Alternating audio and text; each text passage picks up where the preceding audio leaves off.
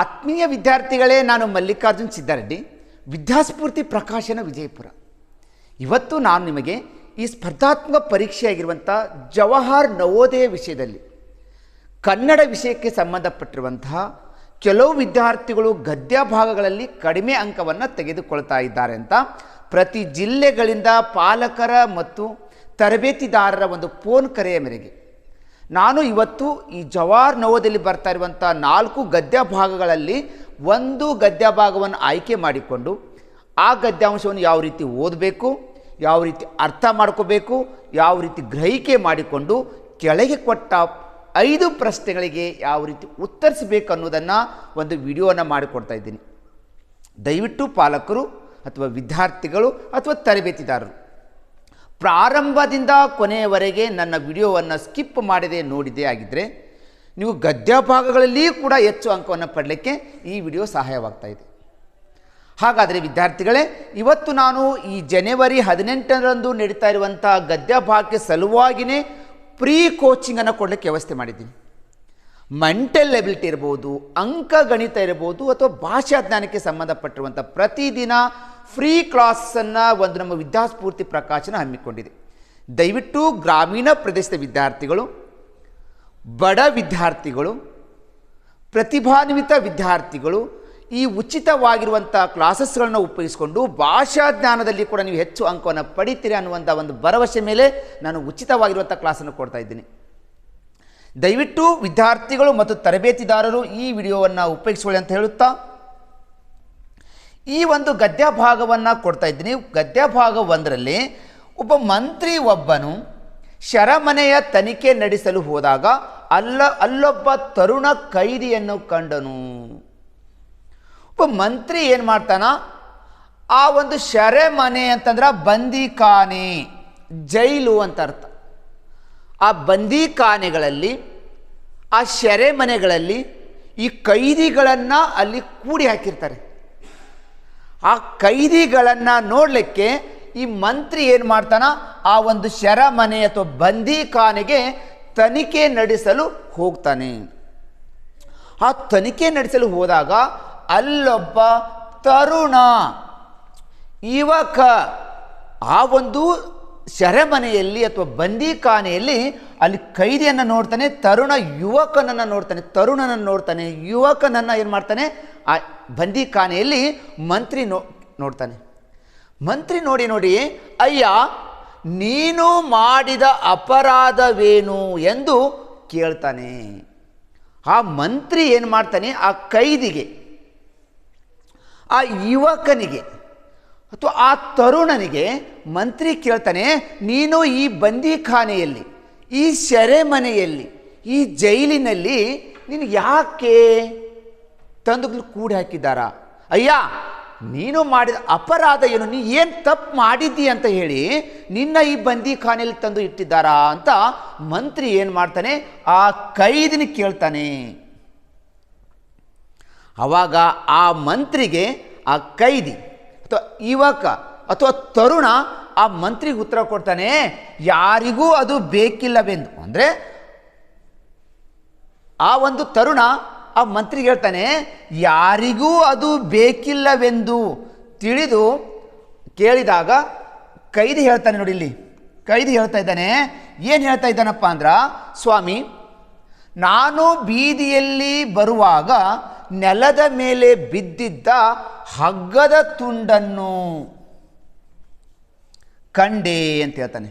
ನಾನು ಒಂದು ದಾರಿಯಲ್ಲಿ ಹೋಗ್ತಾ ಇದ್ದೆ, ದಾರಿಯಲ್ಲಿ ಹೋಗುವಾಗ ಯಾರಿಗೂ ಅದು ಬೇಕಾಗಿರುವಂತಹ ಒಂದು ಹಗ್ಗದ ತುಂಡು ಆ ದಾರಿಯಲ್ಲಿ ಬಿದ್ದನ್ನು ನಾನು ನೋಡಿದೆ.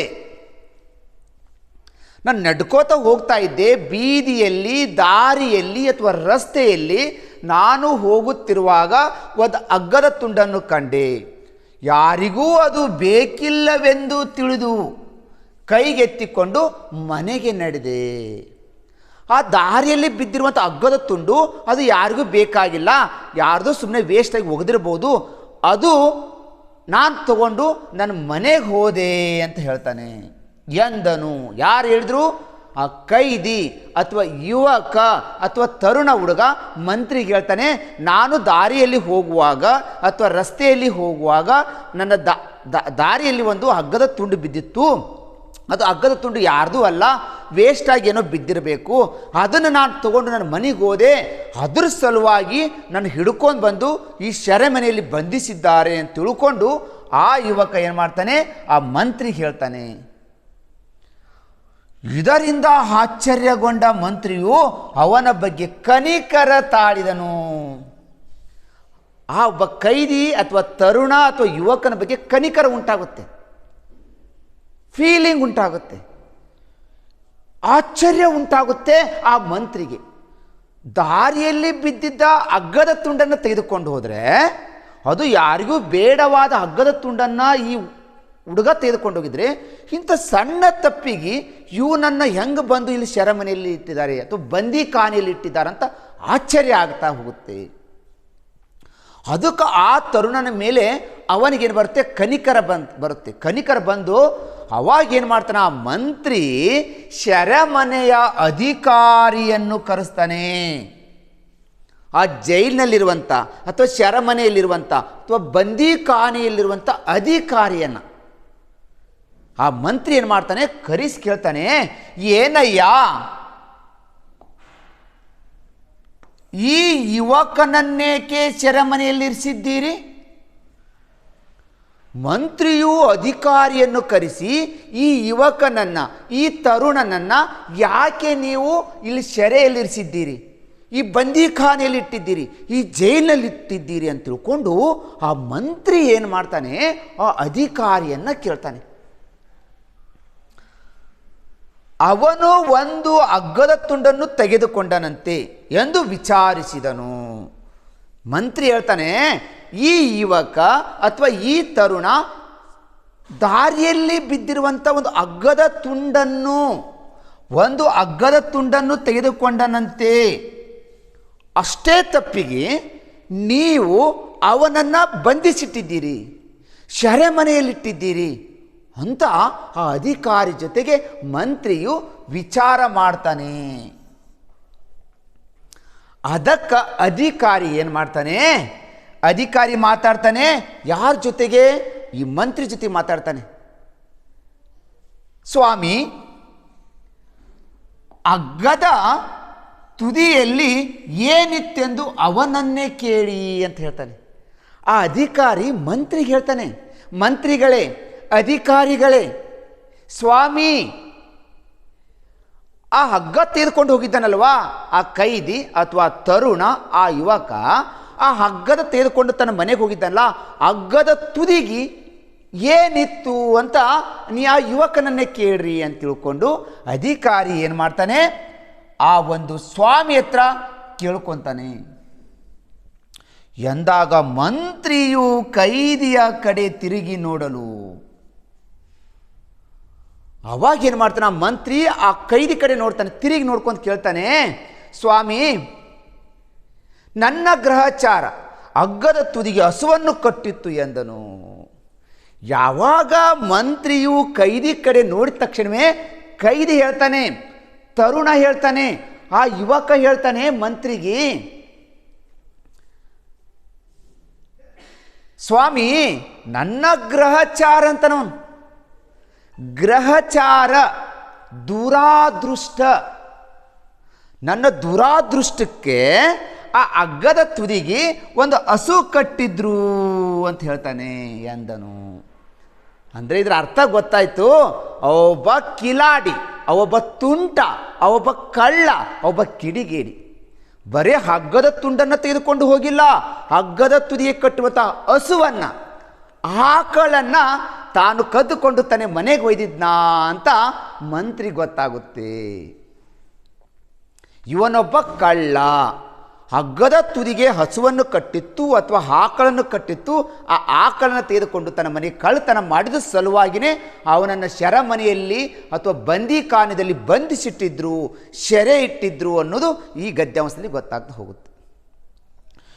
ಈ ಥರ ವಿದ್ಯಾರ್ಥಿಗಳು ಪರ್ಫೆಕ್ಟಾಗಿ ಫಸ್ಟು ಕನ್ನಡವನ್ನು ನಿರ್ಗವಾಗಿ ಓದಿಕೊಂಡು ಪ್ರತಿ ವಾಕ್ಯವನ್ನು ಅರ್ಥ ಮಾಡಿಕೊತ ಹೋಗಬೇಕು. ಇಡೀ ಕಥೆಯು ನಮಗೆ ಅದ್ರ ಬಗ್ಗೆ ಹೇಳ್ತಾ ಇದೆ, ಕತೆ ಎದ್ರ ಬಗ್ಗೆ ಹೇಳ್ತಾ ಇದೆ, ಕತೆ ಏನನ್ನು ತಿಳಿಸ್ತಾ ಇದೆ ಅಂತ ಈ ಥರ ಅರ್ಥ ಮಾಡಿಕೊಂಡಿರುವಂಥ ವಿದ್ಯಾರ್ಥಿಗಳು ಕೆಳಗೆ ಬರುವಂಥ ಒಂದೊಂದು ಪ್ರಶ್ನೆಗಳಿಗೆ ನೀವು ಓದುತ್ತಾ ಪ್ರತಿ ಪ್ರಶ್ನೆಯನ್ನು ಗದ್ಯ ಭಾಗದಲ್ಲಿ ನೀವು ಹುಡುಕಾಡ್ತಾ ಹೋದರೆ ಗದ್ಯ ಭಾಗದಲ್ಲಿಯೂ ಕೂಡ ನೀವು ಹೆಚ್ಚು ಅಂಕವನ್ನು ಪಡಲಿಕ್ಕೆ ಸಾಧ್ಯ ಆಗ್ತಾ ಹೋಗುತ್ತೆ. ಹಾಗಾದರೆ ಇಡೀ ಕಥೆಯು ಚೆನ್ನಾಗಿ ಅರ್ಥ ಆಗಿದೆ ಅಂತ ಅನ್ಕೋತಾ ಇದ್ದೀನಿ. ನಾನು ಹೇಳ್ತಾ ಇರುವಂಥ ಕ್ಲಾಸಸ್ಗಳು ನಿಮ್ಮ ಪೂರ್ಣ ಅರ್ಥ ಆಗಿದೆ ಅಂತ ಹೇಳ್ಕೊಳ್ಳುತ್ತಾ ಈಗ ನಾನು ಒಂದೊಂದು ಪ್ರಶ್ನೆಯನ್ನು ಉತ್ತರಿಸ್ತಾ ಹೋಗ್ತೀನಿ. ಮೊದಲನೇ ಪ್ರಶ್ನೆ ಬರುತ್ತೆ, ಪ್ರಶ್ನೆ ಸಂಖ್ಯೆ 1. ಮಂತ್ರಿಯು ತರುಣ ಕೈದಿಯನ್ನು ಕಂಡದ್ದು, ಮಂತ್ರಿ ಇದ್ದಾನಲ್ವಾ, ಆ ಮಂತ್ರಿ ತರುಣ ಕೈದಿಯನ್ನು, ಆ ಯುವಕನನ್ನು ಎಲ್ಲಿ ಕಂಡ ಅಂತ ಪ್ರಶ್ನೆ. 1, ಶರಮನೆಯ ತನಿಖೆಗೆ ಹೋದಾಗ ಆ ಒಂದು ಬಂದಿಖಾನೆ ಅಥವಾ ಜೈಲಿಗೆ ಹೋದಾಗ ಮಂತ್ರಿ ಅಧಿಕಾರಿಯನ್ನು ಕಂಡನ ಅಂತ ಒಂದನೇ ಆಪ್ಷನ್ ಕೊಡ್ತಾನೆ. ಹೌದು, ಇದು ಗದ್ಯ ಭಾಗದಲ್ಲಿ ಹೋಗಿ ಪ್ರಶ್ನೆ ನೋಡ್ಕೊಳ್ರಿ. ಈ ಪ್ರಶ್ನೆಗೆ ಉತ್ತರ ಸರಿ ಆಗ್ತಾಯಿದೆ ಅಂದ್ರೆ ಎರಡನೇ ಆಯ್ಕೆ ನೋಡ್ಕೊಳ್ಳೋಣ. ಮಂತ್ರಿಯು ತರುಣ ಕೈದಿಯನ್ನು ಕಂಡದ್ದು ಬೀದಿಯಲ್ಲಿ ಹೋಗುತ್ತಿದ್ದಾಗ ಅಂತ ಗದ್ಯ ಭಾಗದಲ್ಲಿ ಕೊಟ್ಟಿಲ್ಲ. ಮಂತ್ರಿ ದಾರಿಗುಂಟ ಹೊಂಟಿದ್ದ, ರಸ್ತೆಗುಂಟ ಹೊಂಟಾಗ ಆ ಒಬ್ಬ ಕೈದಿಯನ್ನು ಅಥವಾ ತರುಣನನ್ನು ಕಂಡಿದ್ದಂಥ ಗದ್ಯ ಭಾಗದಲ್ಲಿ ಬಂದಿಲ್ಲ ಅಂದ್ರೆ ಇದು ತಪ್ಪು. ಮಂತ್ರಿಯು ತರುಣ ಕೈದಿಯನ್ನು ಕಂಡದ್ದು ತರುಣನು ಹಸುವನ್ನು ಕದ್ದುಕೊಂಡು ಹೋಗುತ್ತಿದ್ದಾಗ, ಆ ತರುಣ ಹಸುವನ್ನು ಹಿಡ್ಕೊಂಡು ಹೊಂಟಿದ್ದಂಥ, ಕಳು ಮಾಡ್ಕೊಂಡು ಹೊಂಟಿದ್ದಂಥ, ಅವಾಗ ಮಂತ್ರಿ ನೋಡ್ಯಾನಂತ ಗದ್ಯ ಭಾಗ ಕೊಟ್ಟಾರ, ಇದು ಕೊಟ್ಟಿಲ್ಲ ಅಂದ್ರೆ ಇದು ಆಯ್ಕೆ ತಪ್ಪು. 4ನೇ ಆಯ್ಕೆ, ತರುಣನು ಬಿದ್ದಿದ್ದ ಹಗ್ಗದ ತುಂಡನ್ನು ಎತ್ತಿಕೊಳ್ಳುತ್ತಿದ್ದಾಗ ಮಂತ್ರಿ ಅವನನ್ನು ನೋಡಿದ್ನ ಅಂತೆ, ಇದು ಗದ್ಯ ಭಾಗದಲ್ಲಿ ಕೊಟ್ಟಿಲ್ಲ ಅಂದ್ರೆ ಈ ಆಯ್ಕೆನೂ ತಪ್ಪು. ವಿದ್ಯಾರ್ಥಿಗಳೇ, 2ನೇ ಆಯ್ಕೆ ತಪ್ಪು, 3ನೇ ಆಯ್ಕೆ ತಪ್ಪು, 4ನೇ ಆಯ್ಕೆ ತಪ್ಪಾದರೆ 1ನೇ ಆಯ್ಕೆ ಸರಿ ಉತ್ತರ ಆಗುತ್ತಾ ಇಲ್ಲ ಅನ್ನಲಿಕ್ಕೆ ಗದ್ಯಾಂಶದಲ್ಲಿ ಹೋಗಿ ಮತ್ತೆ ನೀವು ಈ ಪ್ರಶ್ನೆಗೆ ಉತ್ತರ ಯಾವ ಲೈನ್ದಲ್ಲಿ ಬರುತ್ತೋ ನೀವು ನೋಡಿಬಿಟ್ರೆ ನಿಮ್ಗೆ ಈಜಿ ಉತ್ತರ ಸಿಗ್ಲಿಕ್ಕೆ ಸಾಧ್ಯ ಆಗುತ್ತೆ. ಮಂತ್ರಿಯು ತರುಣ ಕೈದಿಯನ್ನು ಕಂಡದ್ದು ಶರಮನೆಯ ತನಿಖೆಗೆ ಹೋದಾಗ ಆ ಯುವಕನನ್ನ ಅಥವಾ ಆ ತರುಣನನ್ನು ಕಾಣ್ತಾ ಇದ್ದಾನಂತ ಗದ್ಯ ಭಾಗದಲ್ಲಿ ಇರುವುದರಿಂದ ಸರಿಯಾದ ಉತ್ತರ 1ನೇ ಆಯ್ಕೆ ಸರಿಯಾಗುತ್ತೆ. ಈ ಥರ ನೀವು ಯೋಚನೆ ಮಾಡಿ ಉತ್ತರಿಸಿದ್ರೆ ಆಗಿದ್ರೆ ನೀವು ಎಲ್ಲ ಪ್ರಶ್ನೆಗೂ ಸರಿ ಉತ್ತರವನ್ನು ನೀವು ಉತ್ತರಿಸ್ತೀರಿ ಅಂತ ಹೇಳುತ್ತಾ ಪ್ರಶ್ನೆ ಸಂಖ್ಯೆ 2ನೇದು ಕೊಡ್ತಾ ಇದ್ದೀನಿ. 2ನೇ ಪ್ರಶ್ನೆ, ಕೈದಿಯ ಮೊದಲ ಉತ್ತರವನ್ನು ಕೇಳಿದ ಮಂತ್ರಿಯು ಅಲ್ಲಿ ತನಿಖೆಗೆ ಹೋದಾಗ ಮಂತ್ರಿಯು ಆ ಯುವಕನಿಗೆ ಅಥವಾ ಆ ಬಾಲಕನಿಗೆ ಮೊದಲ ಉತ್ತರ ಕೇಳಿದ ಆ ಪ್ರಶ್ನೆಗೆ ಉತ್ತರವನ್ನು ಕೊಡ್ತಾನೆ ಕೈದಿ. ಏನಂತ ಕೊಡ್ತಾನೆ ನೋಡ್ಕೊಳ್ರಿ. ಕೈದಿಯ ಮೊದಲ ಉತ್ತರವನ್ನು ಕೇಳಿದ ಮಂತ್ರಿಯು ಕೋಪಗೊಂಡನು ಅಂತ ಕೊಟ್ಟಿದ್ದಾರೆ. ಕೋಪಗೊಂಡಂತೆ, ಸಿಟ್ಟಿಗೇರಿನಂತೆ ಇಲ್ಲ. ಮಂತ್ರಿಯು ಆ ಜೈಲು ಅಥವಾ ಬಂದಿಖಾನೆಗೆ ಶರಮನೆಗೆ ಹೋದಾಗ ಆ ಪ್ರಶ್ನೆಗೆ ಕೈದಿ ಕೊಟ್ಟ ಉತ್ತರ ನೋಡಿಕೊಂಡು ಇಲ್ಲಿ ಕೋಪಗೊಂಡನು ಅಂತ ಕೇಳ್ತಾ ಇದ್ದಾರೆ. ಅವನು ಕೋಪಗೊಂಡಿಲ್ಲ. ಮಂತ್ರಿಯು ಆ ಕೈದಿಯ ಉತ್ತರಕ್ಕೆ ಕೋಪಗೊಂಡಿಲ್ಲ, ತಪ್ಪು. ಮೋಜುಗೊಂಡನು ಅಂತೆ, ಸಂತೋಷಗೊಂಡಂತೆ, ಸಂತೋಷಗೊಂಡು ಅಂತ ಕೊಟ್ಟಿಲ್ಲ, ಇದು ತಪ್ಪು. ಉದ್ವೇಗಗೊಂಡನು ಅಂತ ಕೊಡ್ತಾರೆ. ಉದ್ವೇಗ ಅಂದ್ರೆ ಭಯಪಟ್ಟನಂತೆ. ಆ ಮಂತ್ರಿಯು ಆ ಕೈದಿ ಕೊಟ್ಟ ಉತ್ತರಕ್ಕೆ ಭಯಗೊಂಡಿಲ್ಲ, ಉದ್ವೇಗಗೊಂಡನಂತ ಗದ್ಯ ಭಾಗದಲ್ಲಿ ಕೊಟ್ಟಿಲ್ಲ ಅಂದರೆ ಇದು ತಪ್ಪು. ಗದ್ಯ ಭಾಗದಲ್ಲಿ ತನಿಖೆಗೆ ಹೋದ ಮಂತ್ರಿ ಕೇಳಿದ ಮೊದಲ ಪ್ರಶ್ನೆಗೆ ಆ ಕೈದಿ ಕೊಟ್ಟ ಉತ್ತರವನ್ನು ಕೇಳಿದಾಗ ಮಂತ್ರಿಗೆ ಏನಾಯಿತು ಅಂತ ಗದ್ಯ ಭಾಗದಲ್ಲಿ ಕೊಟ್ಟಿದ್ದಾರೆ ಅಂದರೆ ಆಶ್ಚರ್ಯಗೊಂಡನು ಅಂತ ಕೊಟ್ಟಿರೋದ್ರಿಂದ ಸರಿಯಾದ ಆಯ್ಕೆ 4 ಸರಿಯಾಗುತ್ತೆ. ಪ್ರಶ್ನೆ ನೋಡ್ರಿ, ಕೈದಿಯು ಮೊದಲ ಉತ್ತರವನ್ನು ಕೇಳಿದ ಮಂತ್ರಿಗೆ ಏನಾಗುತ್ತಂದರೆ ಆಶ್ಚರ್ಯವಾಗುತ್ತಾ ಇದೆ ಅಂತ ಗದ್ಯ ಭಾಗದಲ್ಲಿ ಕೊಟ್ಟಿರೋದ್ರಿಂದ ಸರಿಯಾದ ಆಯ್ಕೆ 4 ಸರಿ ಆಗ್ತಾ ಹೋಗುತ್ತೆ. ಈ ಥರ ವಿದ್ಯಾರ್ಥಿಗಳು ಪ್ರತಿ ಪ್ರಶ್ನೆಗಳನ್ನು ಅರ್ಥ ಮಾಡಿಕೊಂಡು ಓದಿದ್ರೆ ಆಗಿದ್ದರೆ ಗದ್ಯ ಭಾಗದಲ್ಲಿ ಕೂಡ ನಾವು ಹೆಚ್ಚು ಅಂಕವನ್ನು ಪಡಲಿಕ್ಕೆ ಸಾಧ್ಯ ಆಗುತ್ತೆ. ಓಕೆ ವಿದ್ಯಾರ್ಥಿಗಳೇ, ಹಾಗಾದರೆ ಎರಡನೇ ಪ್ರಶ್ನೆ ಸರಿಯಾಗುತ್ತಂದರೆ ಮೂರನೇ ಪ್ರಶ್ನೆ ಕೊಡೋಕ್ಕಿಂತ ಮುಂಚೆ ನಮ್ಮ ವಿದ್ಯಾಸ್ಫೂರ್ತಿ ಪ್ರಕಾಶನವು ಪ್ರತಿ ವರ್ಷ ಈ ಸ್ಪರ್ಧಾತ್ಮಕ ಪರೀಕ್ಷೆ ಆಗಿರುವಂಥ ಸೈನಿಕ ಶಾಲೆ ಇರ್ಬೋದು, ನವೋದಯ ಶಾಲೆಗಳಿರ್ಬೋದು, ಕಿತ್ತೂರು ಸೈನಿಕ ಶಾಲೆಗಳಿರ್ಬೋದು, ಮುರಾರ್ಜಿ ಶಾಲೆಗಳು ಮತ್ತು ಆದರ್ಶ ಶಾಲೆಗಳಿಗೆ ಸಂಬಂಧಪಟ್ಟಿರುವಂಥ ಉಚಿತವಾಗಿರುವಂಥ ಯೂಟ್ಯೂಬ್ ಕ್ಲಾಸನ್ನು ಕೊಡ್ತಾ ಇದ್ದೀವಿ, ವಿಡಿಯೋ ಕ್ಲಾಸನ್ನು ಕೊಡ್ತಾ ಇದ್ದೀವಿ, ಆನ್ಲೈನ್ ಕ್ಲಾಸನ್ನು ಕೊಡ್ತಾ ಇದ್ದೀವಿ. ದಯವಿಟ್ಟು ಪ್ರತಿಭಾವಂತ ವಿದ್ಯಾರ್ಥಿಗಳು ಈ ಅವಕಾಶಗಳನ್ನು ಉಪಯೋಗಿಸಿಕೊಂಡು ನೀವು ಕಟ್ಟಿರುವಂಥ ಒಂದು ಕನಸನ್ನು ಈಡೇರಿಸಲಿಕ್ಕೆ ನಮ್ಮ ವಿದ್ಯಾಸ್ಫೂರ್ತಿ ಪ್ರಕಾಶನವು ನಿಮ್ಮ ಜೊತೆಗೆ ಕೈಗೂಡಿಸ್ತಾ ಇದೆ. ದಯವಿಟ್ಟು ಪಾಲಕರು ಮತ್ತು ತರಬೇತಿದಾರರು ಮತ್ತು ವಿದ್ಯಾರ್ಥಿಗಳು ಈ ಒಂದು ಅವಕಾಶವನ್ನು ಉಪಯೋಗಿಸಿಕೊಳ್ಳಿ. ಅದರ ಜೊತೆಗೆ ಏನು ಮಾಡ್ತಿದ್ದೇವೆ, ಈ ವಿದ್ಯಾಸ್ಫೂರ್ತಿ ಪ್ರಕಾಶನದಿಂದ 20 ಹಾಟ್ ಮಾಡೆಲ್ ಕ್ವಶನ್ ಪೇಪರನ್ನು ಕೇವಲ 149 ರೂಪಾಯಿಗೆ ಎಲ್ಲೋ ನೀವು ಖರ್ಚು ಮಾಡ್ತಾ ಇರ್ತೀರಿ ಪಾಲಕರು. ಈ 149 ರೂಪಾಯಿಗೆ ನಿಮಗೆ 20 ಹಾಟ್ ಮಾಡೆಲ್ ಕ್ವಶನ್ ಪೇಪರನ್ನು ಕೊಡಲಿಕ್ಕೆ ನಮ್ಮ ವಿದ್ಯಾಸ್ಫೂರ್ತಿ ಪ್ರಕಾಶನ ರೆಡಿಯಾಗಿದೆ. ದಯವಿಟ್ಟು ನಿಮ್ಮ ಮನೆಯಲ್ಲೇ ಕೂತ್ಕೊಂಡು ಈ 20 ಹಾಟ್ ಮಾಡೆಲ್ ಕ್ವಶನ್ ಪೇಪರ್ ಬಿಡಿಸಿದರೆ ನಿಮ್ಮ ಮಕ್ಕಳು ಈಸಿಯಾಗಿ ನವೋದಯ ಪರೀಕ್ಷೆಗಳಲ್ಲಿ ಪಾಸ್ ಆಗಲಿಕ್ಕೆ ನಮ್ಮ ಹಾಟ್ ಮಾಡೆಲ್ ಕ್ವಶನ್ ಪೇಪರ್ಗಳು ನಿಮಗೆ ಸಹಾಯವಾಗ್ತಾ ಇದ್ದಾವೆ. ದಯವಿಟ್ಟು ಪಾಲಕರು 149 ರೂಪಾಯಿಯನ್ನು ಪೇಡ್ ಮಾಡಿಕೊಳ್ಳಿ, 20 ಹಾಟ್ ಮಾಡೆಲ್ ಕ್ವಶನ್ ಪೇಪರನ್ನು ನಿಮ್ಮ ಮಕ್ಕಳಿಗೆ ಪ್ರಾಕ್ಟೀಸ್ ಮಾಡಿ. ಈ 20 ಹಾಟ್ ಮಾಡೆಲ್ ಕ್ವಶನ್ ಪೇಪರ್ ಕೇವಲ 149 ರೂಪಾಯಿಗೆ ಸಿಗಬೇಕು ಅಂದರೆ ನೀವು 9900555617 ನಂಬರ್ಗೆ ಕರೆ ಮಾಡಿ.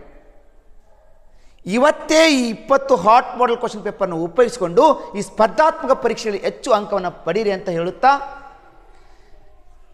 ಈ ಒಂದು ವಿದ್ಯಾಸ್ಫೂರ್ತಿ ಪ್ರಕಾಶನವು ಬಡ ವಿದ್ಯಾರ್ಥಿಗಳಿಗೆ ಮತ್ತು ಗ್ರಾಮೀಣ ವಿದ್ಯಾರ್ಥಿಗಳಿಗೆ ಕಡಿಮೆ ಪ್ರೈಸ್ನಲ್ಲಿ ಉಚಿತವಾಗಿ ನಿಮ್ಮ ಶಿಕ್ಷಣ ಕೊಡಲಿಕ್ಕೆ ರೆಡಿಯಾಗಿದೆ.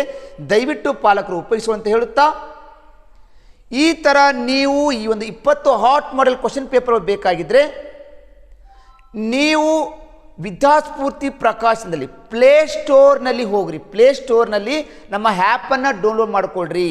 ವಿದ್ಯಾಸ್ಫೂರ್ತಿ ಅಂತ ಆ್ಯಪನ್ನು ನೀವು ಇನ್ಸ್ಟಾಲ್ ಮಾಡಿಕೊಂಡ್ರೆ ನಮ್ಮ ಒಂದು ವಿದ್ಯಾಸ್ಫೂರ್ತಿ ಆ್ಯಪ್ನಲ್ಲಿ ನಿಮಗೆ ಉಚಿತವಾಗಿರುವಂಥ 20 ಹಾಟ್ ಮಾಡೆಲ್ ಕ್ವಶನ್ ಪೇಪರ್ಗಳು ಕೇವಲ 149 ರೂಪಾಯಿಯಲ್ಲಿ ನಿಮಗೆ ಸಿಗಲಿಕ್ಕೆ ವ್ಯವಸ್ಥೆ ಮಾಡಿದ್ದೀವಿ. ದಯವಿಟ್ಟು ಪಾಲಕರು ಇವತ್ತೇ ನಿಮ್ಮ ಈ ಒಂದು ಪ್ರಶ್ನೆ ಪತ್ರ ಉಪಯೋಗಿಸಿಕೊಂಡು ಈ ಒಂದು ನಮ್ಮ ಹಾಟ್ ಮಾಡೆಲ್ ಕ್ವಶನ್ ಪೇಪರ್ಗಳಿಂದ ಹೆಚ್ಚು ಅಂಕವನ್ನು ಪಡೀರಿ ಅಂತ ಹೇಳುತ್ತಾ ಪ್ರಶ್ನೆ ಸಂಖ್ಯೆ 3 ಕೊಡ್ತಾ ಇದ್ದೀನಿ. ಪ್ರಶ್ನೆ ಸಂಖ್ಯೆ 3 ನೋಡಿಕೊಳ್ಳ್ರಿ. ಮಂತ್ರಿಯು ಅಧಿಕಾರಿಯನ್ನು ಕೇಳಿದ್ದೇನೆಂದರೆ, ಈ ಮಂತ್ರಿಯು ಆ ಜೈಲಿನಲ್ಲಿರುವಂಥ ಅಧಿಕಾರಿಯನ್ನು ಏನು ಕೇಳಿದ? 4 ಆಯ್ಕೆ ಕೊಡ್ತಾ ಇದ್ದಾರೆ. ಮೊದಲನೇ ಆಯ್ಕೆ, ತರುಣನನ್ನು ಸೆರೆ ಹಿಡಿದಿದ್ದು ನ್ಯಾಯವೇ? ದಾರಿಯಲ್ಲಿ ಬಿದ್ದಿರುವಂಥ ಒಂದು ಹಗ್ಗದ ತುಂಡನ್ನು ಕದ್ದುಕೊಂಡು ಸಲುವಾಗಿ ಅವನನ್ನು ಈ ಸೆರೆಮನೆಯಲ್ಲಿಟ್ಟಿದ್ರಲ್ಲ, ಇದು ನ್ಯಾಯನಾ ಅಂತ ಆ ಮಂತ್ರಿಯು ಅಧಿಕಾರಿ ಕೇಳಿದ್ನಂತೆ. ಇದು ಉತ್ತರ ಸರಿ ಆಗ್ಬೋದು. ಹಾಗಾದರೆ ಉಳಿದ 3 ಆಯ್ಕೆಗಳನ್ನು ನಾವು ನೋಡ್ಕೋಬೇಕಲ್ವಾ? ಎರಡನೇ ಆಯ್ಕೆ, ಆ ಹಗ್ಗದ ತುಂಡು ತರುಣನದ್ದೇ ಅಂತ ಮಂತ್ರಿಯು ಅಧಿಕಾರಿ ಕೇಳಿದ್ನಂತೆ. ಇಲ್ಲ, ಈ ಗದ್ಯ ಭಾಗದಲ್ಲಿ ಕೊಟ್ಟಿಲ್ಲ ಅಂದರೆ ಇದು ತಪ್ಪು. ಮೂರನೇ ಆಯ್ಕೆ, ತರುಣನನ್ನು ಬಿಟ್ಟು ಬಿಡಿ ಅಂತ ಹೇಳಿದಂತ ಮಂತ್ರಿ ಅಧಿಕಾರಿಗೆ ಈ ಯುವಕನನ್ನು ಬಿಟ್ಟು ಬಿಡ್ರಿ ಅಂತ ಗದ್ಯ ಭಾವಾಂಶದಲ್ಲಿ ಹೇಳಿಲ್ಲ, ಅಂದರೆ ಇದು ತಪ್ಪು. ಮಂತ್ರಿ ಅಧಿಕಾರಿಗೆ ಹಗ್ಗಕ್ಕೆ ಹಸುವನ್ನು ಕಟ್ಟಿತ್ತೆ ಅಂತ ಪ್ರಶ್ನೆ ಕೇಳಿದ್ರಾ? ಇಲ್ಲ, ಗದ್ಯ ಭಾಗದಲ್ಲಿ ಹಸುವನ್ನು ಕಟ್ಟಿತ್ತು ಅಂತ ಮಂತ್ರಿ ಅಧಿಕಾರಿ ಕೇಳಿಲ್ಲ. ಆದರೆ ರಸ್ತೆಯಲ್ಲಿ ಬಿದ್ದಿರುವಂಥ ಒಂದು ಹಗ್ಗದ ತುಂಡನ್ನು, ಅದು ಯಾರಿಗೂ ಉಪಯೋಗ ಬಾರದ ಹಗ್ಗದ ತುಂಡನ್ನು ತೆಗೆದುಕೊಂಡಿದ್ದಕ್ಕನ್ನೇ ಈ ಯುವಕನನ್ನು ನೀವು ಬಂಧಿಸಿದ್ದೀರಲ್ಲ ಅಂತ ಅವನು ಮಂತ್ರಿಯು ಅಧಿಕಾರಿಯನ್ನು ಕೇಳಿದ್ದಾನಂತೆ ಗದ್ಯ ಭಾಗದಲ್ಲಿ ಕೊಟ್ಟಿರೋದ್ರಿಂದ ಸರಿಯಾದ ಆಯ್ಕೆ ಎ ರೈಟ್ ಆಗುತ್ತೆ. ಇದು ಸರಿಯಾದ ಉತ್ತರ. ಹಿಂಗೆ ವಿದ್ಯಾರ್ಥಿಗಳು 4 ಆಯ್ಕೆಗಳಲ್ಲಿ ಯಾವ ಆಯ್ಕೆಯೂ ತಪ್ಪಾಗುತ್ತಂತ ನೀವು ತೆಗೆದ್ರೆ ನಿಮಗೆ ಸರಿ ಉತ್ತರವನ್ನೇ ಸಿಗ್ತಾ ಇದೆ ಅಂತ ಹೇಳುತ್ತಾ ಪ್ರಶ್ನೆ ಸಂಖ್ಯೆ 4ನೇದು ಕೊಡ್ತಾ ಇದ್ದೀನಿ. 4ನೇ ಪ್ರಶ್ನೆ, 4ನೇ ಪ್ರಶ್ನೆ ಉತ್ತರವನ್ನು ನಿಮ್ಮ ಕಮೆಂಟ್ ಬಾಕ್ಸಲ್ಲಿ ನೋಡಮ್ಮ, ಕಮೆಂಟ್ ಹಾಕಿ. ತರುಣನು ಹಗ್ಗದ ತುಂಡನ್ನು ಎತ್ತಿಕೊಂಡಿದ್ದು ಏಕೆಂದರೆ ಆ ಕೈದಿ ಅಥವಾ ಯುವಕ ಅಥವಾ ತರುಣ ದಾರಿಯಲ್ಲಿ ಬಿದ್ದಿದ್ದ ಹಗ್ಗದ ತುಂಡನ್ನು ಯಾಕೆ ತೆಗೆದುಕೊಂಡು ತನ್ನ ಮನೆಗೆ ಹೋದ ಅಂತ ಪ್ರಶ್ನೆಗೆ ಉತ್ತರ ಕೇಳ್ತಾ ಇದ್ದಾರೆ. 4 ಆಯ್ಕೆ ಕೊಟ್ಟಿದ್ದಾರೆ. ಈ ಆಯ್ಕೆಗೆ ನೀವು ಉತ್ತರವನ್ನು ಕಮೆಂಟ್ ಮಾಡಿ. ದಯವಿಟ್ಟು ಪಾಲಕರಲ್ಲಿ ಅಥವಾ ವಿದ್ಯಾರ್ಥಿಗಳಲ್ಲಿ ಮತ್ತು ತರಬೇತಿದಾರರಲ್ಲಿ ಕೇಳ್ತಾ ಇರೋದು, ನಾನು ಕೊಡ್ತಾ ಇರೋದು ನಿಮಗೆ ಈ ಯೂಟ್ಯೂಬ್ ಕ್ಲಾಸಸ್ಸು ಉಚಿತವಾಗಿ ಕೊಡ್ತಾ ಇದ್ದೇನೆ. ಇದಕ್ಕೆ ಯಾವುದೇ ಶುಲ್ಕವನ್ನು ನಾನು ತೆಗೆದುಕೊಳ್ಳುವುದಿಲ್ಲ. ದಯವಿಟ್ಟು ನನ್ನ ಕ್ಲಾಸಸ್ಗಳು ನಿಮ್ಗೆ ಇಷ್ಟವಾದರೆ ಅಥವಾ ನನ್ನ ಕ್ಲಾಸಸ್ಗಳು ನಿಮ್ಗೆ ಉಪಯೋಗವಾಗಿದ್ದರೆ ಲೈಕ್ ಬಟನ್ ಒತ್ತಿ. ನಿಮಗೆ ಯಾವ ರೀತಿ ನವೋದಯ ತರಬೇತಿಗಳಿಗೆ ನಿಮಗೆ ಉಚಿತವಾಗಿ ಶಿಕ್ಷಣವೂ ಬೇಕೋ, ಯಾವ ವಿಷಯಕ್ಕೆ ಸಂಬಂಧಪಟ್ಟಿರುವಂಥ ನಿಮಗೆ ವಿಡಿಯೋ ಕ್ಲಾಸಸ್ ಅಥವಾ ಯೂಟ್ಯೂಬ್ ಕ್ಲಾಸಸ್ಗಳು ಬೇಕೋ ನನಗೆ ಕಮೆಂಟ್ ಬಾಕ್ಸಲ್ಲಿ ಕಮೆಂಟ್ ಮಾಡಿ. ನಾವು ನಿನಗೆ ಉಚಿತವಾಗಿ ಶಿಕ್ಷಣ ಕೊಡಲಿಕ್ಕೆ ನಾವು ತಯಾರಿದ್ದೇವೆ. ನನ್ನ ಕ್ಲಾಸಸ್ಗಳು ನಿಮಗೆ ಅಥವಾ ನಿಮ್ಮ ಮಕ್ಕಳಿಗೆ, ನಿಮ್ಮ ವಿದ್ಯಾರ್ಥಿಗಳಿಗೆ ಉಪಯೋಗ ಆಗ್ತಾಯಿದ್ರೆ ಈ ಥರ ಬೇರೆ ಬೇರೆ ವಿದ್ಯಾರ್ಥಿಗಳಿಗೆ, ಬೇರೆ ಬೇರೆ ಜಿಲ್ಲೆಗಳಿಗೆ, ಬೇರೆ ಬೇರೆ ಗ್ರೂಪ್ಗಳಿಗೆ ನಮ್ಮ ಒಂದು ಲಿಂಕನ್ನು ಶೇರ್ ಮಾಡಿಕೊಳ್ಳಿ. ಒಟ್ಟಾರೆಯಾಗಿ ವಿದ್ಯಾರ್ಥಿಗಳು ಈ ಪರೀಕ್ಷೆಯನ್ನು ಬರಿಬೇಕಾದ್ರೆ ಈ ಪರೀಕ್ಷೆಯ ಪ್ಯಾಟರ್ನನ್ನು ತಿಳ್ಕೊಂಡು ಎಕ್ಸಾಮನ್ನು ಬರೆದ್ರೆ ಮಕ್ಕಳಿಗೆ ಅನುಕೂಲ ಆಗಲಿಕ್ಕೆ ನನ್ನ ಒಂದು ಕ್ಲಾಸಸ್ಗಳು ಉಪಯೋಗ ಆಗ್ತಾಯಿದ್ದಾವೆ. ದಯವಿಟ್ಟು ಬೇರೆ ಬೇರೆ ಗ್ರೂಪ್ಗಳಿಗೆ, ಬೇರೆ ಬೇರೆ ವಿದ್ಯಾರ್ಥಿಗಳಿಗೆ ನನ್ನ ಒಂದು ವಿಡಿಯೋಗಳನ್ನು ಶೇರ್ ಮಾಡಿ ಅಂತ ಹೇಳುತ್ತಾ ಪ್ರಶ್ನೆ ಸಂಖ್ಯೆ 4ನೇದು ಬರ್ತಾ ಇದ್ದೀನಿ. ತರುಣನು ಹಗ್ಗದ ತುಂಡನ್ನು ಎತ್ತಿಕೊಂಡದ್ದು ಏಕೆ? ಯಾಕ ಹಗ್ಗದ ತುಂಡನ್ನು ತೆಗೆದುಕೊಂಡು ಹೋಗಿದ್ನಾ ಅಂತ. ಗದ್ಯ ಭಾಗದ ಪ್ರಕಾರ 1ನೇ ಆಯ್ಕೆ, ಅವನ ಹಸುವನ್ನು ಕಟ್ಟಲು ಅದು ಅವನಿಗೆ ಬೇಕಾಗಿತ್ತಂತೆ. ಅವ್ರ ಮನೆಯಾಗೇನೋ ಹಸುಗಳಿದ್ವು ಅಂತ, ಆ ಹಸು ಕಟ್ಟಕ್ಕೆ ಹಗ್ಗ ಬೇಕಾಗಿತ್ತಂತ, ಅದಕ್ಕೆ ಹಗ್ಗದ ತುಂಡು ತೆಗೆದುಕೊಂಡಂತ ಏನಾದರೂ ಗದ್ಯ ಭಾಗದಲ್ಲಿ ಹೇಳ್ಯಾನ? ಆ ವಿಷಯದ ಬಗ್ಗೆ ಹೇಳಿಲ್ಲ. ಅವ್ರ ಮನ್ಯಾಗ ಹಸುಗಳಿದ್ದು ಹಸು ಕಟ್ಟಕ್ಕೆ ಹಗ್ಗ ಇದ್ದಿಲ್ಲ ಅಂತ ಅದಕ್ಕೆ ತೆಗೆದುಕೊಂಡಂಥ ಗದ್ಯ ಭಾಗದಲ್ಲಿ ಹೇಳಿಲ್ಲ ಅಂದರೆ ಈ ಉತ್ತರ ತಪ್ಪಾಗುತ್ತೆ. ತರುಣನು ಹಗ್ಗದ ತುಂಡನ್ನು ಎತ್ತಿಕೊಂಡಿದ್ದು ಯಾಕಂದರೆ ಅದು ಅವನಿಗೆ ತುಂಬ ಇಷ್ಟವಾಯ್ತಂತೆ. ಹಗ್ಗ ಭಾಳ ಇಷ್ಟಪಟ್ಟಂತೆ, ಚಂದ ಕಾಣ್ತಂತೆ, ಇಷ್ಟ ಆಯ್ತಂತ ತೆಗೆದುಕೊಂಡು ಹೋದಂತೆ. ಗದ್ಯ ಭಾಗದಲ್ಲಿ ಏನಾದರೂ ಆ ತರುಣನಿಗೆ ಹಗ್ಗ ಇಷ್ಟ ಆಗ್ಯದಂತ ಏನಾದರೂ ಕೊಟ್ಟಾರ? ಅದ್ರ ಬಗ್ಗೆನೂ ಹೇಳಿಲ್ಲ ಅಂದ್ರೆ ಇದು ತಪ್ಪಾಗುತ್ತೆ.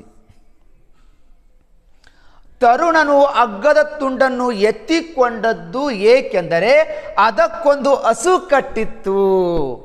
ಅದಕ್ಕೆ ಆ ಹಗ್ಗದ ತುಂಡಿಗೆ ಒಂದು ಹಸು ಕಟ್ಟಿತ್ತು. ಆ ಹಸುವನ್ನು ಕಳುವು ಮಾಡ್ಕೊಂಡು ಹೋಗಬೇಕು, ಹಸುವನ್ನು ತಾನು ಅದನ್ನು ತಗೊಂಡೋಗ್ಬೇಕಂತ ಆ ಕಳ್ಳನ ಗುರಿಯಾಗಿತ್ತು. ಬರೀ ಹಗ್ಗದ ತುಂಡನ್ನು ತೆಗೆದುಕೊಂಡು ಹೋಗಿಲ್ಲ, ಹಗ್ಗದ ತುಂಡಿಗೆ ಒಂದು ಹಸು ಕಟ್ಟಿದ್ರು, ಹಸುವನ್ನು ಕಳ್ಳತನ ಮಾಡಬೇಕಾಗಿದ್ದು ಆ ಯುವಕನ ಗುರಿಯಾಗಿತ್ತಂದರೆ ಈ ಆಯ್ಕೆ ಸರಿ ಆಗ್ತದೆ. ಹಾಗಾದ್ರೆ 4ನೇ ಆಯ್ಕೆ ನೋಡ್ರಿ, ತರುಣನು ಹಗ್ಗದ ತುಂಡನ್ನು ಎತ್ತಿಕೊಂಡಿದ್ದು ಏಕೆಂದರೆ ಆ ಹಗ್ಗ ಯಾರದ್ದೂ ಅಲ್ಲ. ಗದ್ಯ ಭಾಗದಲ್ಲಿ ಹಗ್ಗ ಯಾರದ್ದೂ ಅಲ್ಲ, ವೇಷ್ಟ ಬಿದ್ದಿತ್ತು, ಅದಕ್ಕೆ ತೆಗೆದುಕೊಂಡು ಹೋಗಿದ್ದಂತ ಏನೋ ಕೊಟ್ಟಾರನೋ? ಇಲ್ಲ. ಆ ಹಗ್ಗದ ತುಂಡಿಗೆ ಹಸುವನ್ನು ಕಟ್ಟಿದ್ರು ಅಂತ ಕೊಟ್ಟಿದ್ರಿಂದ ಅದು ಯಾವುದೋ ವ್ಯಕ್ತಿಗಳದೇ ಅದು ಹಸು ಅಥವಾ ಹಗ್ಗ ಆಗಿತ್ತು ಅಂತ ಗದ್ಯ ಭಾಗದಲ್ಲಿ ಅರ್ಥ ಆಗುತ್ತೆ. ಆದ್ದರಿಂದ ಇದು ಕೂಡ ತಪ್ಪಾಗುತ್ತೆ. ಹಾಗಾದರೆ ತರುಣನು ಹಗ್ಗದ ತುಂಡನ್ನು ಎತ್ತಿಕೊಂಡದ್ದು ಏಕೆಂದರೆ ಅದಕ್ಕೊಂದು ಹಸು ಕಟ್ಟಿತ್ತು ಅನ್ನೋದು ಸಿ ಆಯ್ಕೆ ರೈಟ್ ಆಗುತ್ತೆ. ಈ ಪ್ರಶ್ನೆಗೆ ಸರಿಯಾದ ಉತ್ತರ 3ನೇದು ಆಯ್ಕೆ ಸರಿಯಾಗುತ್ತೆ. ಈ ಥರ ನೀವು ಯೋಚನೆ ಮಾಡಿ ಉತ್ತರಿಸಿದ್ದೇ ಆಗಿದ್ದರೆ ನೀವು 20 ಪ್ರಶ್ನೆಗಳಿಗೂ ನೀವು 20 ಸರಿ ಅಂಕವನ್ನು ಪಡಿಬಹುದು. ಓಕೆ ವಿದ್ಯಾರ್ಥಿಗಳೇ, ಹಾಗಾದರೆ ನೆಕ್ಸ್ಟ್ ಪ್ರಶ್ನೆ ಕೊಡ್ತಾ ಇದ್ದೀನಿ. ಪ್ರಶ್ನೆ 5. ಒಟ್ಟು ಒಂದು ಗದ್ಯಾಂಶದಲ್ಲಿ 5 ಪ್ರಶ್ನೆಗಳನ್ನು ಕೊಟ್ಟಿರ್ತಾರೆ. ಒಂದು ಪ್ರಶ್ನೆಗೆ 1.25 ಅಂಕವನ್ನು ನಿಗದಿಪಡಿಸಲಾಗಿರುತ್ತದೆ. ಹಾಗಾದರೆ ಪ್ರಶ್ನೆ 5 ನೋಡ್ರಿ. ಸ್ವಾಮಿ ನನ್ನ ಗ್ರಹಚಾರ ಅಂತಾನೆ. ಗ್ರಹಚಾರ ಅಂದರೆ ದುರಾದೃಷ್ಟ ಅಂತ ಅರ್ಥ. ಗದ್ಯ ಭಾಗದಲ್ಲಿ ಲಾಸ್ಟ್ಗೆ ಬರ್ತಾ ಇದೆ ಈ ಲೈನ್. ಸ್ವಾಮಿ ನನ್ನ ಗ್ರಹಚಾರ ಹಗ್ಗದ ತುದಿಗೆ ಹಸುವನ್ನು ಕಟ್ಟಿತ್ತು. ಇದರಿಂದ ಕೈದಿಯ ಬಗ್ಗೆ ನಿಮಗೆ ಏನು ತಿಳ್ಕೊತೀರಿ ಅನ್ನೋದು ಈ ಪ್ರಶ್ನೆಗೆ ಉತ್ತರ ಉತ್ತರಿಸಬೇಕು. ನೋಡಿ, ಆ ಒಂದು ಮಂತ್ರಿಯ ಮುಂದೆ ಆ ಯುವಕ ಹೇಳ್ತಾನೆ, ಆ ತರುಣ ಹೇಳ್ತಾನೆ, ಸ್ವಾಮಿ ನನ್ನ ಗ್ರಹಚಾರ ಹಗ್ಗದ ತುದಿಗೆ ಹಸುವನ್ನು ಕಟ್ಟಿತ್ತು. ಹಾಗಾದರೆ ಅಗ್ಗದ ತುದಿ ಹಸುವನ್ನು ಕಟ್ಟಿತ್ತು, ಆ ಹಸುವನ್ನು ತನ್ನ ಮನೆಗೆ ತೆಗೆದುಕೊಂಡು ಹೋಗ್ಯಾನಂದ್ರೆ ಈ ಯುವಕನ ಬಗ್ಗೆ, ಈ ತರುಣನ ಬಗ್ಗೆ, ಈ ಕೈದಿಯ ಬಗ್ಗೆ ನೀವು ಏನಂತೀರಿ ಅಂತ ಕೇಳ್ತಾ ಇದ್ದೀರಿ. ಈ ಕಥೆಯನ್ನು ಪೂರ್ಣ ಅರ್ಥ ಮಾಡಿಕೊಂಡ ವಿದ್ಯಾರ್ಥಿಗಳು ಮಾತ್ರ ಈ ಪ್ರಶ್ನೆಗೆ ಉತ್ತರಿಸ್ಬೋದು. ಒಂದನೇದಾಯ್ಕೆ, ಅವನು ಏನೂ ತಿಳಿಯದವನಂತೆ, ಅವು ಏನೂ ಗೊತ್ತಿಲ್ಲ ಅಂತ, ಒಬ್ಬ ಮುಗ್ಧ ಸ್ವಭಾವ ಅಂತ ನೀವು ತಿಳ್ಕೊತೀರಂತ. ಅವು ಏನೂ ತಿಳಿಯದ ವ್ಯಕ್ತಿ ಇದ್ದರೆ ಇನ್ನೊಬ್ಬರದ ಹಸುವನ್ನು ಕದ್ದುಕೊಂಡು ಹೋಗ್ತಿದ್ದಿಲ್ಲ ಅಂದರೆ ಈ ಆಯ್ಕೆ ತಪ್ಪು.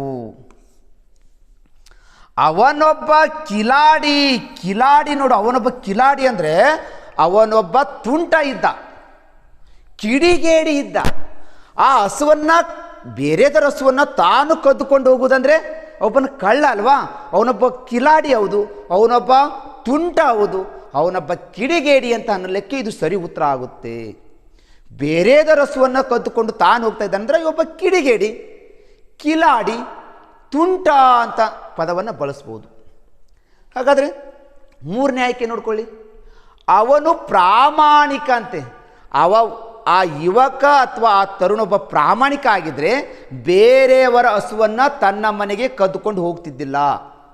ಅಂದರೆ ಒಬ್ಬ ಅಪ್ರಾಮಾಣಿಕ ಅಂತ ಅನ್ಬೋದು, ಪ್ರಾಮಾಣಿಕ ಅಂತೂ ಅಲ್ವೇ ಅಲ್ಲ. ನಾಲ್ಕನೇ ಆಯ್ಕೆ, ಅವನು ಸುಳ್ಳುಗಾರ ಅಲ್ಲ, ಒಬ್ಬ ಕಿಲಾಡಿ, ತುಂಟ, ಕಿಡಿಗೇಡಿ, ಈ ಥರ ಬೇರೆಯವರ ವಸ್ತುಗಳನ್ನು ಕಳುವು ಮಾಡ್ತಿರುವಂಥ ಒಬ್ಬ ಕಿಲಾಡಿ ಅನ್ನೋದೇ ಇಲ್ಲಿ ಆಯ್ಕೆ ಸರಿಯಾಗುತ್ತೆ. ಅಂದರೆ ಇದು ಸುಳ್ಳುಗಾರನು ಕೂಡ ತಪ್ಪಾಗುತ್ತೆ. ಸ್ವಾಮಿ, ನನ್ನ ಗ್ರಹಚಾರ ಅಗ್ಗದ ತುದಿಗೆ ಹಸುವನ್ನು ಕಟ್ಟಿತ್ತು, ಇದರಿಂದ ಕೈದಿ ಬಗ್ಗೆ ನಾವು ಓದುವವರಿಗೆ, ವಿದ್ಯಾರ್ಥಿಗಳಿಗೆ ಇದರಿಂದ ಏನು ತಿಳ್ಕೊತೀವಿ ಅಂದರೆ ಅವನೊಬ್ಬ ಕಿಲಾಡಿ ಅಂತ ತಿಳ್ಕೊತೀವಿ. ಅಂದರೆ ಎರಡನೇ ಆಯ್ಕೆನೇ ಇದಕ್ಕೆ ಸರಿಯಾದ ಉತ್ತರ ಆಗಲಿಕ್ಕೆ ಸಾಧ್ಯ ಆಗ್ತಾ ಹೋಗುತ್ತೆ. ಈ ಥರ ಗದ್ಯ ಭಾಗವನ್ನು ಅರ್ಥ ಮಾಡಿಕೊಂಡು 10 ರಿಂದ 15 ನಿಮಿಷ ತೊಗೊಂಡ್ರೂ ಪರವಾಗಿಲ್ಲ. ನೀವು ಪ್ರತಿ ಪ್ರಶ್ನೆಗಳನ್ನು ಗದ್ಯಾಂಶದಲ್ಲಿ ಹುಡುಕಾಡಿ ಅರ್ಥ ಮಾಡಿಕೊಂಡು ಓದಿದ್ದೇ ಆದರೆ ನೀವು ಗದ್ಯ ಭಾಗದಲ್ಲಿ ಹೆಚ್ಚು ಅಂಕವನ್ನು ಪಡಿಬೋದು.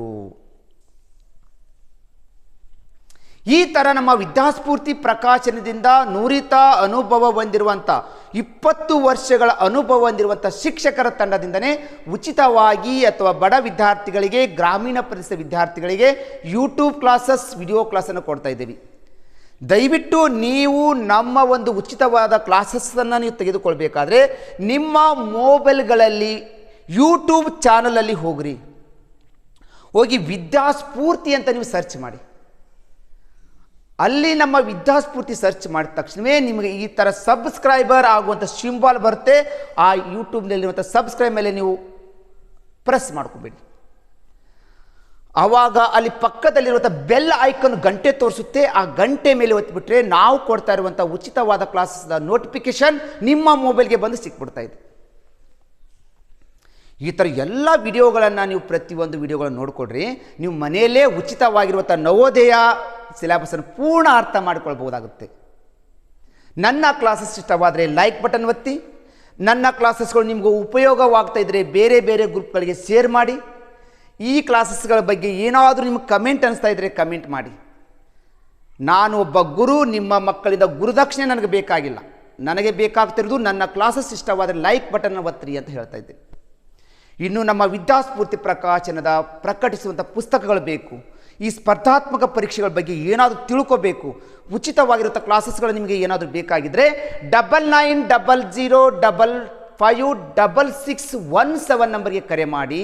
ಈ ಸ್ಪರ್ಧಾತ್ಮಕ ಪರೀಕ್ಷೆಗಳ ಬಗ್ಗೆ ನಿಮಗೆ ಸಂಪೂರ್ಣವಾಗಿ ತಿಳಿಸಿಕೊಳ್ಳಕ್ಕೆ ನಮ್ಮ ವಿದ್ಯಾಸ್ಫೂರ್ತಿ ಪ್ರಕಾಶನ ರೆಡಿ ಇದೆ ಅಂತ ಹೇಳುತ್ತಾ, ಇಲ್ಲಿವರೆಗೆ ನನ್ನ ಕ್ಲಾಸಸ್ಗಳನ್ನು ತಾಳ್ಮೆಯಿಂದ ಪ್ರಾರಂಭದಿಂದ ಕೊನೆಯವರೆಗೆ ನೋಡಿರುವಂಥ ವಿದ್ಯಾರ್ಥಿಗಳಿಗೆ ಮತ್ತು ನನ್ನ ಕ್ಲಾಸಸ್ಗಳಿಂದ ನೀವು ಉಪಯೋಗಿಸಿಕೊಂಡು ಹೆಚ್ಚು ಅಂಕವನ್ನು ಪಡಿತಿರುವಂಥ ವಿದ್ಯಾರ್ಥಿಗಳಿಗೆ ನಾನು ಧನ್ಯವಾದಗಳನ್ನು ಹೇಳುತ್ತಾ ಇಲ್ಲಿಗೆ ನನ್ನ ಕ್ಲಾಸನ್ನು ಮುಗಿಸ್ತಾ ಇದ್ದೀನಿ.